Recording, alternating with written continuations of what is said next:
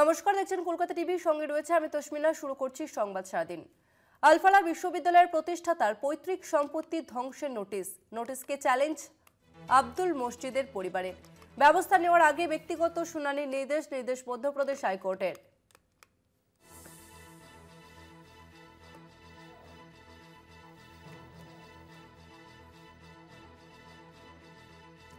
আরও একবার জানিয়ে রাখবো, আলফালা বিশ্ববিদ্যালয়ের প্রতিষ্ঠাতার পৈতৃক সম্পত্তি ধ্বংসের নোটিশকে চ্যালেঞ্জ আব্দুল মজিদের পরিবারের। ব্যবস্থা নেওয়ার আগে ব্যক্তিগত শুনানির নির্দেশ মধ্যপ্রদেশ হাইকোর্টের। আলফালা বিশ্ববিদ্যালয়ের প্রতিষ্ঠাতার পৈতৃক সম্পত্তি ধ্বংসের নোটিশকে চ্যালেঞ্জ আব্দুল মজিদের পরিবারের।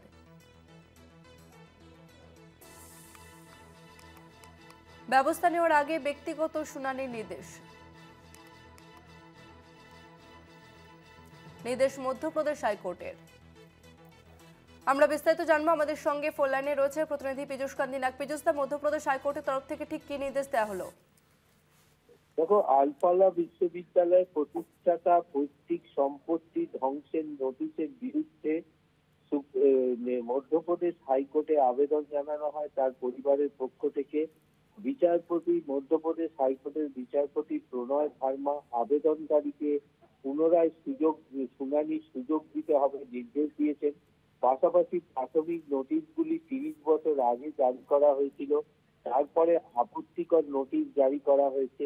আদালতের পর্যবেক্ষণ যে আপত্তিকর নোটিশটি পর্যালোচনা করে দেখা যাচ্ছে যে যদিও আবেদনকারীকে আগে নোটিশ জারি করা হয়েছিল, কিন্তু সেই নোটিশগুলি কিন্তু 1996 ও 1997 সালে, প্রায় 30 বছর আগে, এবং তারপরে এখন যে নোটিশ জারি করা হয়েছে।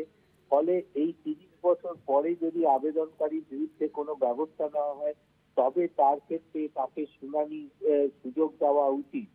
মূলত এই আবেদনকারীর দাবি অনুযায়ী 50 বছর ধরে বাড়িটি প্রয়াত